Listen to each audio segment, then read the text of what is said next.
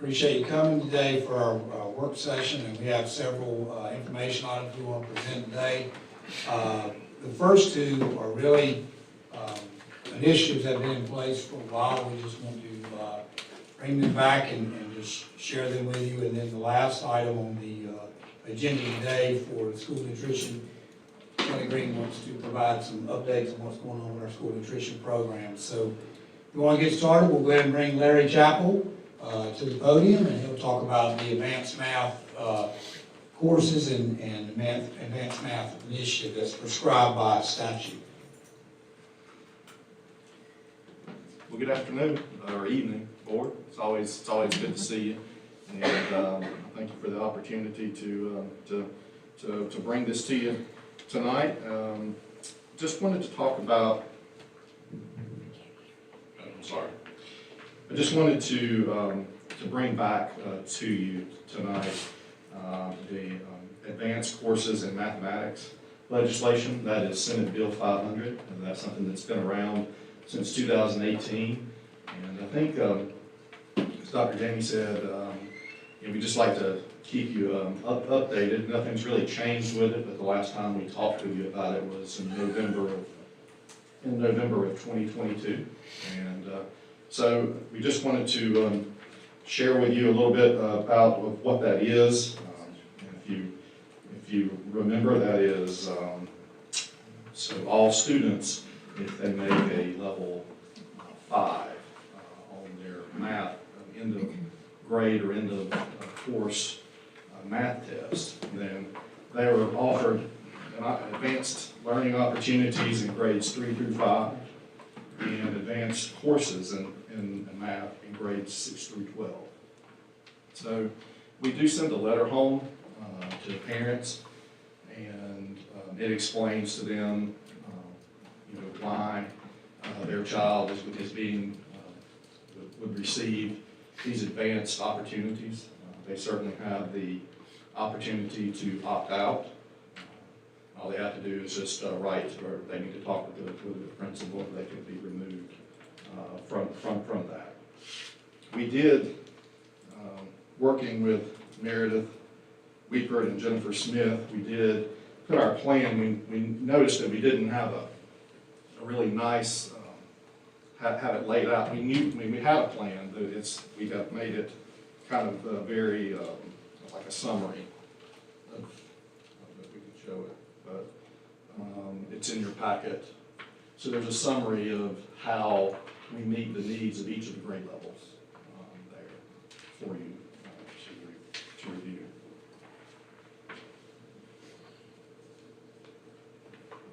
Would be any questions that you might have? Again, something that we've been doing that has been implemented in our schools since 2018. So what are the, it's been a while since I've been in a math class. What are the levels of math now, basically? What are they, like, I'm just curious. When I was in school, your algebra 1, what are you looking at, like? Well, in grades 3 through 5, they would be served by the AIG specialist. So students, regardless if you're AIG or not, if you score level 5, then you would be served by the AIG specialist in some enrichment activities. You get to middle school, you have in the 6th and 7th grade, a student that maybe wasn't necessarily AIG, they scored a level 5, they would be placed in those clusters in middle school. AIG students are served in clusters, so they're clustered together. Could be on different teams. Then you get to in the 8th grade, if they scored level 5 in the 7th grade on their EOG, then in 8th grade they would be put in Math 1. And then if they score at the end of that year, they would be placed in 9th grade. They would take honors math in high school. just curious about, how many kids are you talking about? How many actually just score a 5 that's never really showed? It's not a. I don't have those I mean, I just wonder how numbers, many I mean, I know that in scored a the, 5. I don't have those numbers with me, I can get that for you. It's, you know, for level 5s, I mean, in the elementary school, you're looking at 140, Mm-hmm. in the grade levels. It goes down in middle school, and then it goes down further in high school. Mr. Cook, one of the questions I think you were alluding to is, I was just curious, like you being a math guy, like what are they called today? Ours I was mean, general math. General It used to math be and algebra. super math. yeah, but the courses we're talking really in particular about is it used to be Algebra 1 and Geometry, Algebra 2, and then wherever you went from there. Yeah, in that order. Somewhere, I want to say 10, 12 years ago, if not farther back, the state changed it to Math 1, Math 2, Math 3, and so So would like math 1 be like your algebra Yes. kind of, yeah, that's what I was curious about. So really, what you've got is elementary, you've got them in, Larry, the AIG specialist is if a child is not already getting the AIG services in math, but they score level 5 in That's the what I'm previous saying. years, they're gonna get pulled, They'll they're gonna probably get only be those, in some that. services in math. Then it kind of goes that way, till you get to 8th grade, and then you get a chance to either be in Math 1 as an 8th grader or not, which is like the 8th grader used to be in algebra 1. This whole legislation was based on, it's funny you asked that question, Ms. Farlow, it was all based on, this is Stephen's interpretation, we have the AIG identification, are we missing somebody that's not identified? That's And that's what I'm where- thinking, those kids yeah. that somewhere fell So- between the cracks somewhere. Because, I mean, 5, level 5 is, Yeah. I thought they'd already shown what they had. But it may have been somebody who just didn't participate. Who knows? We may have, Yeah. they may have moved in. Right. They may have had big jumps in foundational skills, I guess, Larry, Yeah. from one year to the next. And next thing you know, maybe you didn't see it in 3rd grade, but by 5th grade, you're seeing it. And what this legislation was geared at. Larry, I remember. I'd be curious what the number is, because I remember looking at the numbers over the first couple of years. It wasn't a whole, it didn't affect, because the child that's already AIG identified is gonna, Those Yeah, numbers, that's right. those numbers that I gave you are all title, Right. are all number 5, I mean, Yeah. like a level 5. Right. And so they may have already, most of them were already receiving services. Exactly, that's what I was thinking. So there's a handful, and, you know, there's more in some areas and less in others. and for whatever reason, I mean, it's not anything new. You'll have students who may not be identified AIG, and then over time, they are. Yeah. And so I think this It all is fits.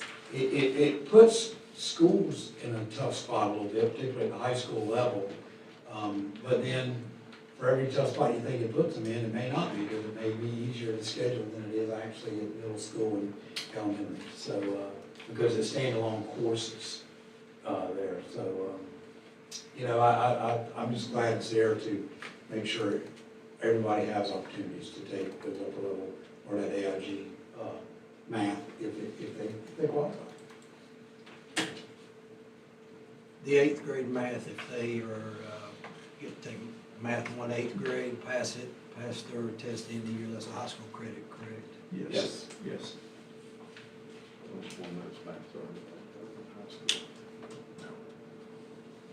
Any other questions? All right, thank you, Larry. Thank you so much. Just, board members, just as we continue to move forward, some of these initiatives are before, and Mr. Lanier, you were on the board, I don't even know, Mr. Sink, you were on the board when it first came out, but just want to keep bringing some of these things back and as information items in our work sessions, so, because you get hit with questions all the time as well, so just know we have a plan. Larry, appreciate Larry and Jennifer Smith and I don't know, everybody in the curriculum team that was involved, but I know they worked real hard to clean the letters up. I think the letters were in the attachment too, one day, they were attached. So you can see there's a grade level for every step of this, and so that's what Larry then will do when the letters start coming back, if somebody declined the opportunity, because a parent does have the right to decline, bump it up. The letter states that they received the notification, and then, but they do, and it tells them in the letter that they have the right to decline.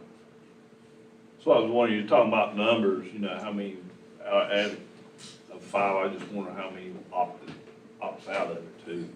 Yeah, we can get that, I'm sure.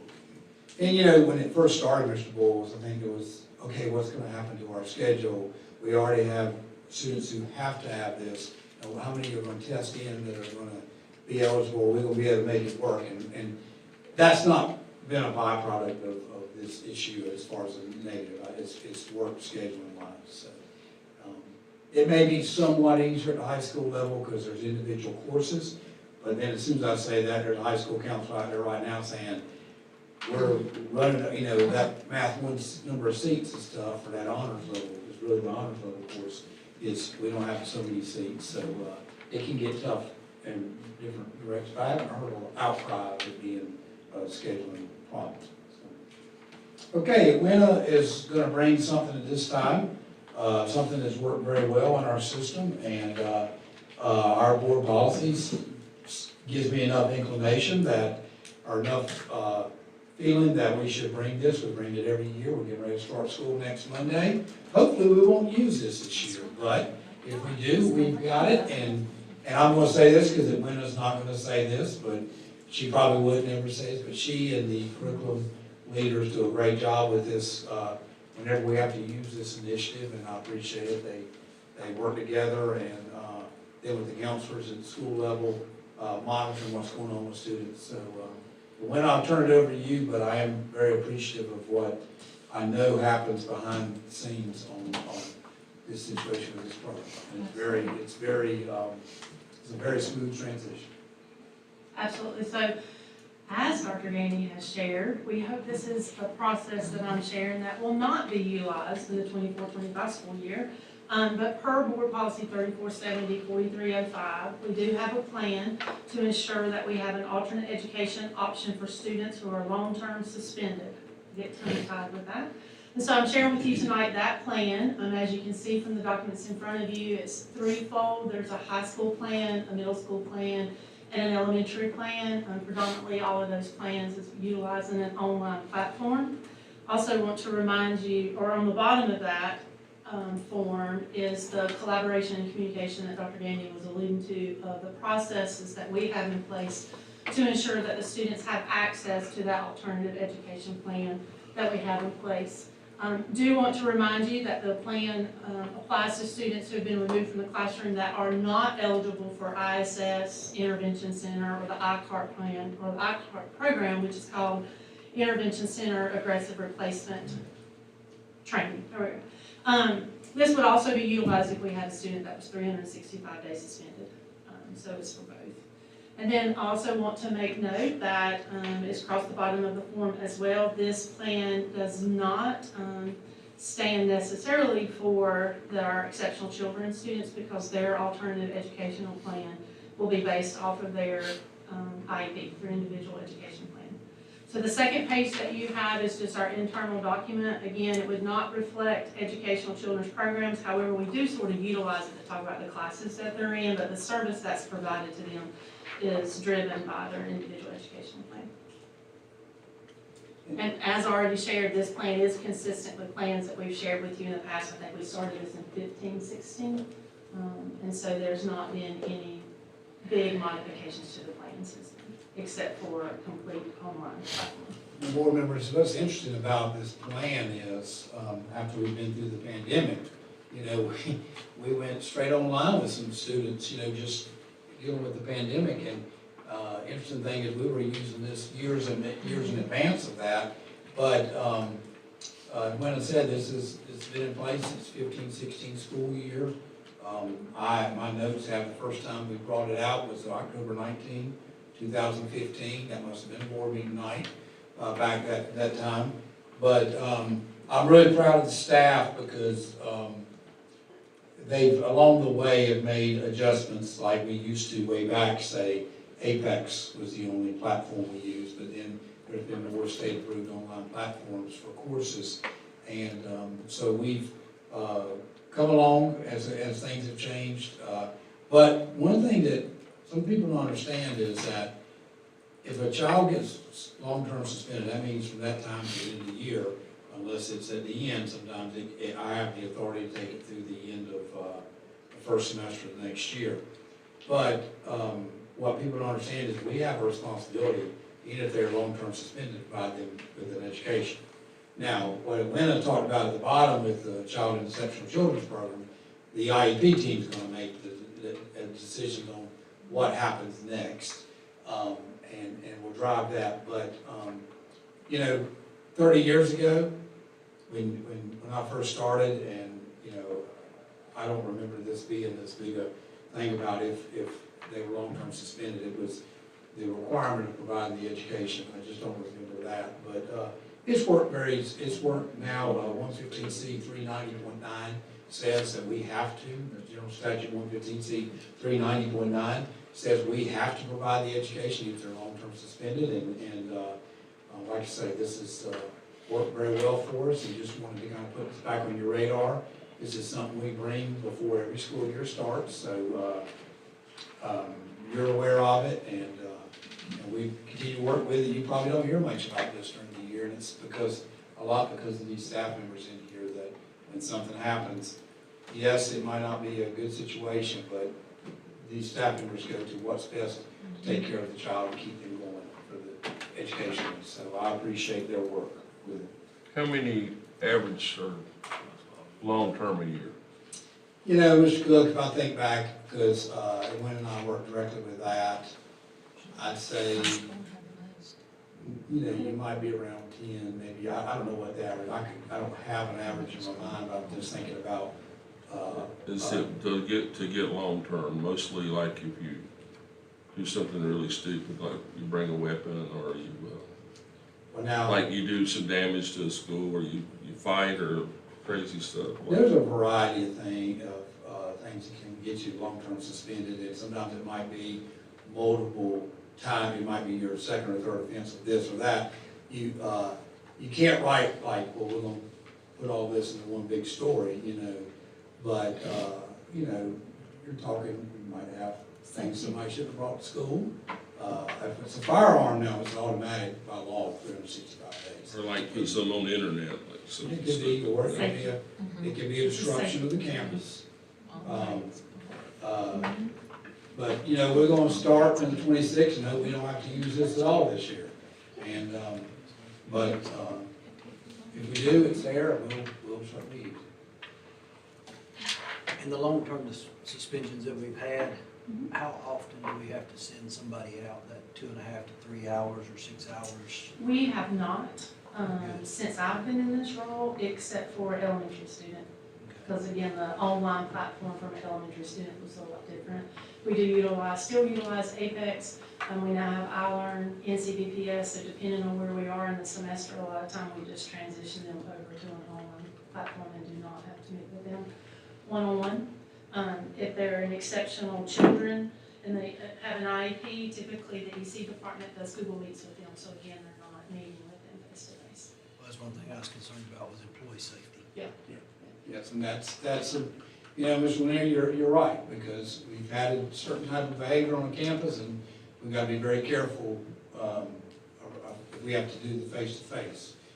That also leads into, Larry was up there a minute ago, but Larry has really carried what's called our iLearn Randolph program. It started with just a couple courses, Larry, probably 7, 8 years ago now. And it's where teachers write the courses, teachers teach the courses, and then he got us into a consortium where we traded some courses with different organizations or different school systems. So we have many options online now. Maybe, I'm not gonna say we have more than other people. We have Apex, we have Virtual Public School, and then we have iLearn, and that gives us some real good options. And it's been really, the school-based staff, counselors are working with Atlanta and getting us to work, just to take care of kids, so we can get past whatever causes long-term suspension and get them back in school on a positive note. But you raise a very, very big issue there that we have to be careful if we are gonna have the face-to-face, that this situation's safe. We're not gonna put our teachers in an unsafe position. The 365 suspension is from when to when, from when it starts to even going into the next year? 365 calendar days. And that's statute. That's for a firearm, statute for firearm. Statute says firearm is no question. Ms. Lanier, I would add that what has also assisted us in not needing to necessarily do face-to-face is the support with the technology department in our move to have one-on-one and the technology available. She also, Ms. Creech also has available for us hotspots. So we remove the barriers, make sure they have access at home, and if needed, also provide them a hotspot so that we're removing those barriers so that we can serve them online. So thanks again to Yes. all of my group, all of us for working together, because it is definitely a team effort. And then I would share that all of this is being done behind the scenes within that first 10-day suspension, because we have to move quickly, because once Dr. Gainey makes his decision, we have to implement a plan on day 11. And so we work diligently to make sure that they don't miss any time instructionally either. So I would personally say thank you all for working collaboratively. So. I'm sorry I left the technology people out. They cringe if I start talking about technology. So they just soon I stay on this side of the room. Any other questions for me? Thank you. Thank you, Wynn. All right, Kelly. Evening. So I'm just here to give you guys an update, what's happening in school nutrition, kind of a recap of this past year, and hopefully answer any questions that you guys have. So starting off, and I know you guys have the presentation too, just kind of wanted to go through all of the programs, and all of these are federal programs that we operate. And then, of course, if I need to elaborate on any of them, I'd be happy to do that. So for 24-25, so this school year, we will have 25 schools that are operating the community eligibility provision, and that's where meals are provided at no cost to students for breakfast and for lunch. So no applications required. They automatically get those meals at no cost in those schools. All elementary, middle, URI Ridge, and Eastern Randolph High School are all operating that. We have one school that operates the fresh fruit and vegetable program. That's a grant, usually about $20,000 to provide a free snack for students. We have operated that for years at Ramseur, and before that, we actually did it at Southmont for several years. And so that's just at that school. National School Lunch Program, we operate that program in all schools. School breakfast program is in all schools except for early college, because they only offer lunch. And then seamless summer option, that's our summer program, and we actually do that at 4 schools this past year, and generally we just kind of align those sites with where we're having the reading camp, because that just works best to be able to feed students in both areas. So, and if you're inquisitive, you can always click on the Learn More button, you know, if you have any questions. Funding for our program, so just hitting the high points there.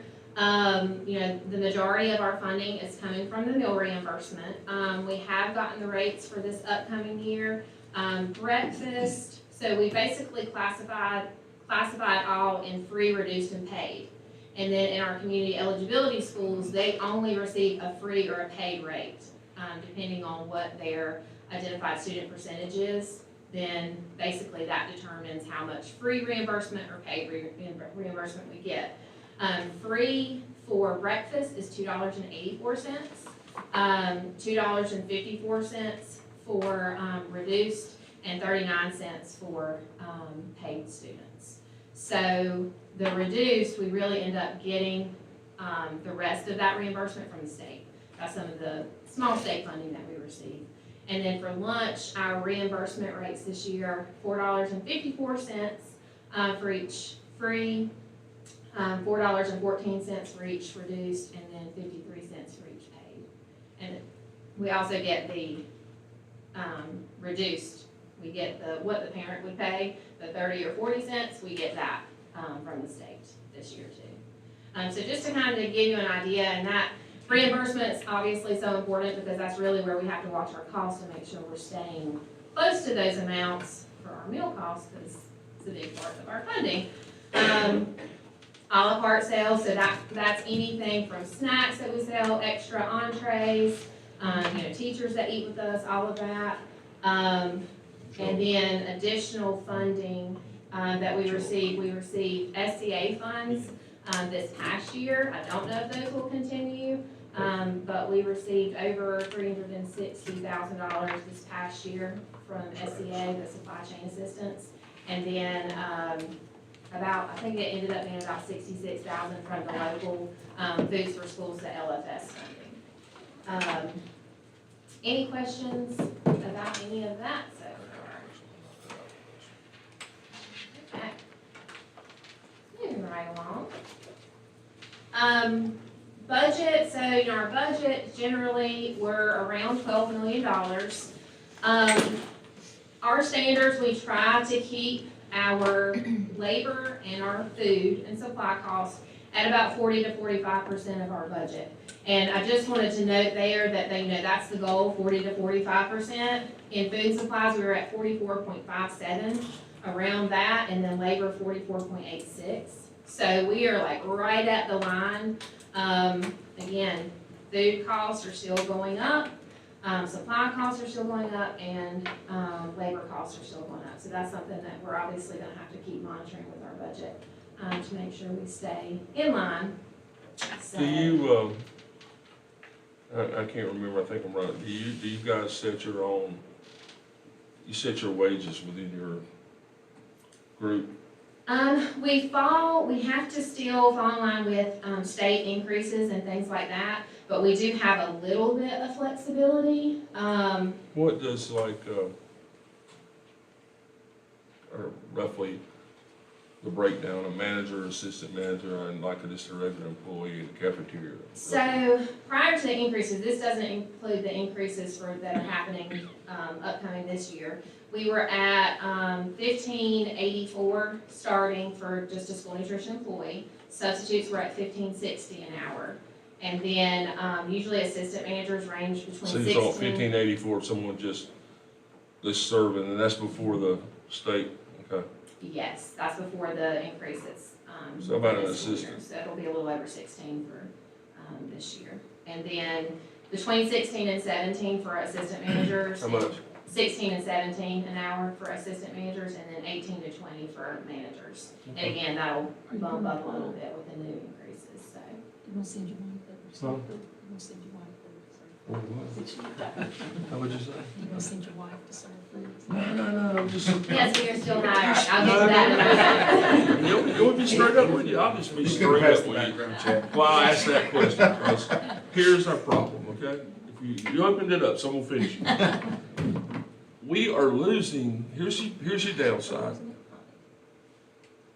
And I'm glad, because you probably find out maybe you keep more help because you pay them a little more. Here's the downside. You're losing people in other parts, and you probably see it. You guys probably know it. You probably know it, Larry. You're losing people right across the fence over there when people in the cafeteria is making $3, $4 more an hour than they are. That's something that concerns me with the school system, because you probably don't even know it. I heard today we're losing somebody else over there. I don't get it. I mean, others, I know it's not the time we're talking about you, but it's still, when I get these figures, those people are making more than people, you know where I'm coming from. They're making more people doing a job that you would think would pay more than this job. That's just, and I don't know how you fix that, but somebody's gonna have to fix that, or we're gonna continue losing people. I mean, you might have a bus, but you may not have anybody to work on it. You may have a truck, but you might not have anybody to drive it. You may have, I don't know how you fix it. A fireman, the same thing. I mean, it's harder for the small, it's like a small business. It's like a smaller fire department. I don't know how you're gonna keep up anymore. I mean, I know it's not about what we're talking about, but that's why I asked for it. I was just curious how it looked, and And if you found, I guess my question, where I'm going with, I'll finish it, sorry. Do you find when you pay a little more, it helps you keep people a little better? I guess maybe, the turnover. Taking the bus driving out of it. Yeah, that's tricky. Because I have had several, even this summer, that have gone to summer employment and then they haven't come back to us because they can make substantially more. But substantially more than, you know, what we're It's tough, paying isn't it? currently. It's very hard because you can't compete with, you know, $30 an hour. No. But again, it kind of goes back to those other figures too, because we've received very little state funding. Anytime that we contact USDA or legislators on the federal level, they say that the state should be paying more. And that's what should be help supporting our program so that we could do that, because we just can't afford without, you know, additional funding. We Would can't you be afford an hurt increase. more like, I know those 25 schools that's on like the, where it's paid for, that helps you, don't it? Or does it? It does help, but we kind of look at it in a district instead of just at those individual sites, because you'll have some that will be more profitable, but you'll have others that won't, so it really evens out. Because again, we're not trying to turn a huge profit, we're just trying to, you know. I mean, you're one of the few that actually, you hear, that keeps it like, I mean, that's a big deal, because you hear cafeteria, I mean, the school nutrition, I mean, I read about it, and they're in the tank. I mean, and so that I'm commending you is what I'm doing. I'm going around the world to say you're doing a good job. I mean, But to get back to the pay thing, correct me if I'm wrong, what's the average day for a cafeteria employee? How many hours? So our managers and assistant managers generally are 35 to 40 hours a week. And then most of our full-time are between 6 and 7.5. More are at 6 hours. So, and then we have the combination that usually, I mean, they're all over 6 hours a And day. sometimes, well, you gotta pay them a little more because they're getting less hours during the week than somebody who's working 8, 10 hours a day. So I know like my part-time employees, you have to pay them more than full-time. and I know you missed out on that other job. I was trying to help you get another one. All day on wash dishes. You don't like to cook, okay? Yeah. It's tricky, it is, in kind of managing it all, so. But yes, more state funding would be great in that sense. So, staffing, just an update on that. We're currently at 27 vacancies. Towards the end of the school year last year, I was getting super excited. We got it down to 12. And that is the lowest that it has been since prior to COVID. And so I was really hoping that we were gonna see kind of a turn there. And then unfortunately, it just kind of went the other direction. Currently, we have 3 assistant manager vacancies. Largely with those, it's assistant managers that moved into manager positions and then opened up their positions. 7 full-time, and again, I think for those full-time, those are mostly 6-hour positions. I think there's one that's a 7.5. Part-time, we have 3, and school nutrition bus, we have 14. Do you get benefits with 6 hours? Yes, 6 hours and above, you get benefits. So, and then we've got a lot of substitutes. We're trying to hire even more to kind of fill some of these gaps too, so. That's definitely one of the biggest concerns right now, though. It's just the staffing. It's hard to prepare whenever, you know, we'll talk about menus and things like that. We're having to change menus, simplify menus for those schools that are extremely short-staffed, and it stinks because, you know, we want everybody to have the chicken Alfredo and the chicken pie and all those things, but it just takes more time and people to do that. So, menu development. How many schools do we have that are short-staffed? Oh, goodness. These you say, how many we know? Yeah, I know, actually, we met today and I kind of was trying to get a gauge of it. I would say half are probably fully staffed. I mean, we have, you know, one school in particular that the manager's the only one there, she has 4 vacancies. So that, you know, whereas That's what I was leading to. Yeah. We have a school in trouble, basically. There, I mean, we have plans. We have substitute plans for them. Lots of times that just means that, you know, our office, our training managers are filling, those positions. So, yeah, that's probably the most dire situation, but I would say probably about half are fully staffed. In terms of menus, so we are a part of what's called the North Carolina Procurement Alliance, and we have been for probably at least 15 years. And basically that just kind of increases our buying power. So the North Carolina Procurement Alliance is actually in top five largest purchasing alliances in the nation. So by being a part of that alliance, it increases our usage, it gets us more competitive pricing, so that's helped a ton with our food and supply cost. We get over $700,000 from USDA in the form of commodity foods.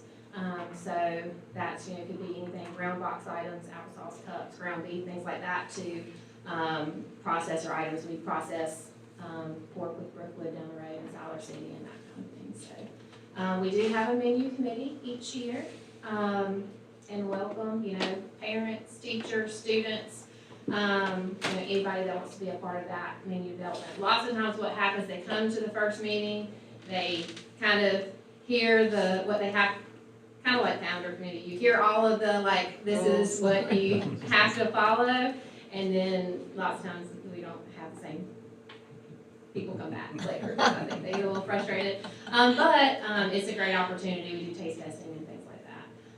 And we do have cycle menus that we follow. We rotate our menus every 2 weeks, and that just helps keep inventory low, consistency and that kind of thing. Kelly, I got one question. I'm not meaning to give you a hard, I'm asking for a friend. I'm asking for a friend. Do you, is your spaghetti fresh made now, or is it out of a can? It is fresh made. Fresh made, so we can use it. It is fresh, okay. Lots of times with North Carolina grass-fed ground beef even, so. We're not hosting more dinners. I don't think we get it. One and I don't know, I would One and recommend the chicken Alfredo, that one's pretty popular too. You do hear a lot of compliments on the food, it's coming along. Kelly, I don't think I'd make it to another hosting. But So. you were here then, you were assistant. And she was wanting to serve something else, I remember. Yeah, I can assure you I didn't make it, because I would be scared if that were, I would see why they would. You heard about it though several times, right? Beverly and I didn't even know we were giving money to host that dinner after it was over. Right? She's thinking, if I was in charge then, by golly, what we could do with $18 a person. Yeah, we could have probably ramped it up a little bit. And then the last slide, just the USDA meal pattern that we follow, nutrition standards are still in place, and have been for some time, and are actually going to become more strict in the coming years. So they are looking, I think, whole grains and milk, they're leaving alone for right now. Whole grains, we have to have 80% of our, the items that we offer in our menus have to be whole grain rich. And then they are looking at added sugars and sodium. And sodium, that one we are a little worried about because they've already restricted it so much that's when, you know, kids started smuggling in salt when we had to reduce it last time. So, yeah. But those are the biggies, and again, you can go look at more there. Any other questions? Anything I didn't cover? I got a question about the CEP. So is, make sure I understand, so the middle school and the elementary school, and then the two high schools there, all the students receive free for those 2 meals, well, yeah, for those 2 meals.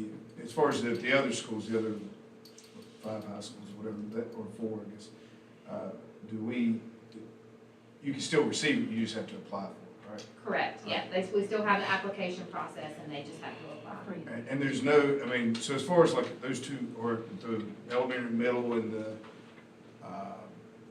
2 high schools there, it doesn't matter as far as what kind of economic condition you're in, you receive it free no matter what. Yes, that is correct, and no application is required at any of those that are operating CEP, so. What was the basis for that, as far, especially for, I guess, for the high schools, and for, where was that? Like how do we decide Yeah. kind How of was who it? the, Yeah. So it's all based on that, ISP, the Identified Student Percentage, and basically USDA has a multiplier, I don't know how they got that, it's 1.6. So basically, we take that ISP percentage, multiply it by 1.6, and that will tell us how much free reimbursement versus paid reimbursement we get. Okay. So I think 62.5 is the magic number, if you multiply that by 1.6, it'll give you 100% free reimbursement. So in those schools, it's really no-brainer, you want those schools to participate. They actually qualify anywhere from 25% and up. But if you take 25% and multiply it by 1.6, you're not getting enough free reimbursement to cover the paid. So really, we found that if we can get, if schools are kind of in between 50-55, then usually they can at least break even. But what we wanted to do with middle schools this year, the only school that was kind of the underlier was Wheatmore Middle. Well, we didn't want to just completely leave them off because their percentage was low, so we included them as well. And then Uwari and Eastern Randolph were at a percentage that we just couldn't, we didn't want to say no to, so. But basically, it's just, financially affording it, and we've kind of taken it slow, starting with elementary schools. We wanted to see kind of how it went, how we did, and then, hopefully can continue to add additional schools on. Kelly, the free is just the plate lunch, right? Yes, they still have to, It's still available and then the students will pay for it. yes, correct. What was that question? Anything extra than pick up. It's just the plate lunch that's free. I mean, the a la carte, they can still buy that separate. They still have a la carte? But it's the Yes. plate lunch that is free. Just in high school or? No.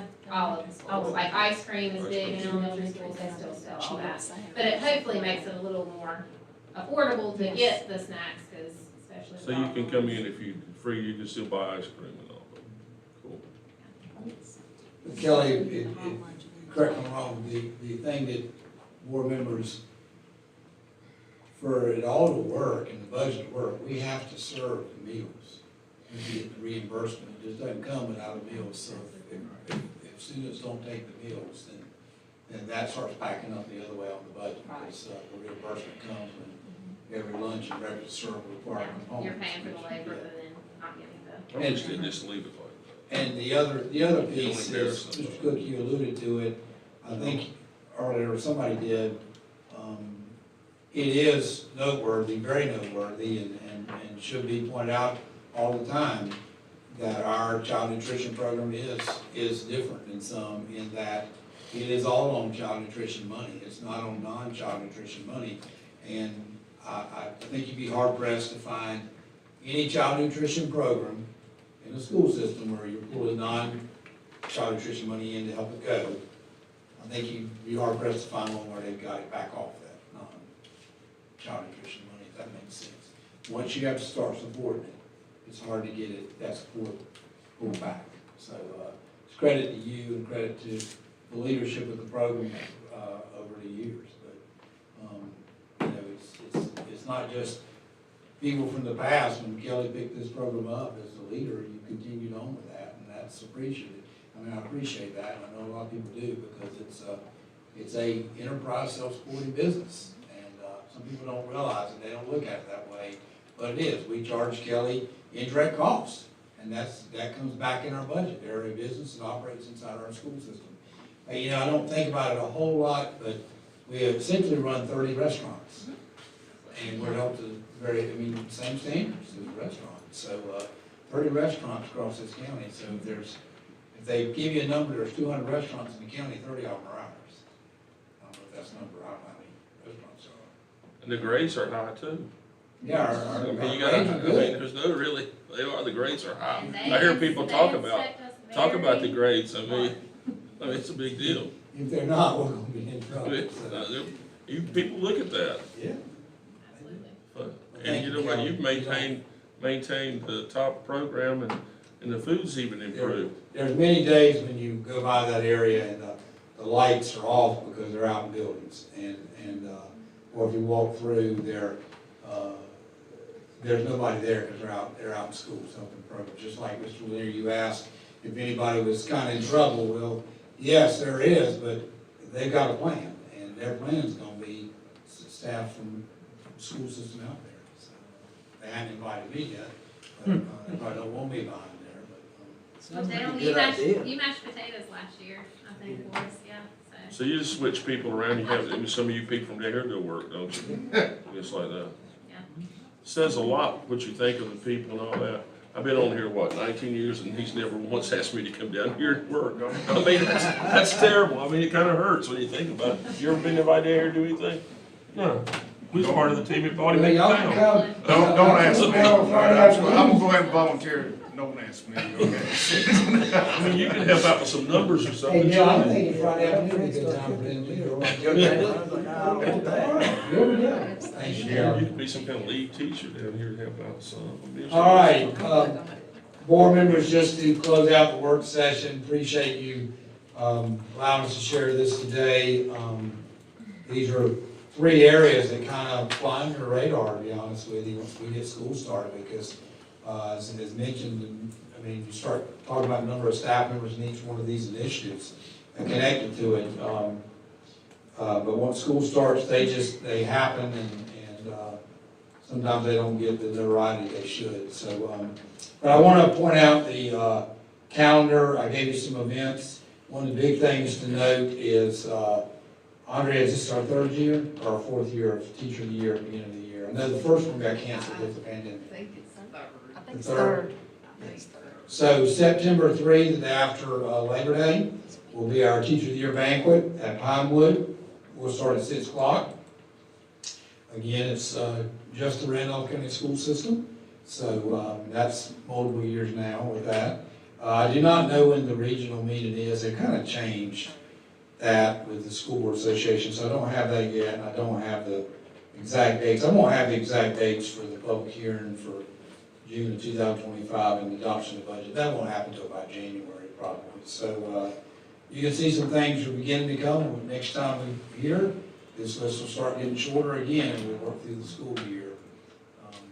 But we did, and I'll mention this in my comments tonight, we did start early college 2 days late.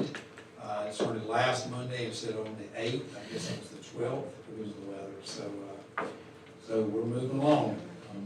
So any questions about any of the information or anything about the calendar? Any questions about that? Okay, well, we will reconvene for the board meeting at 6:30.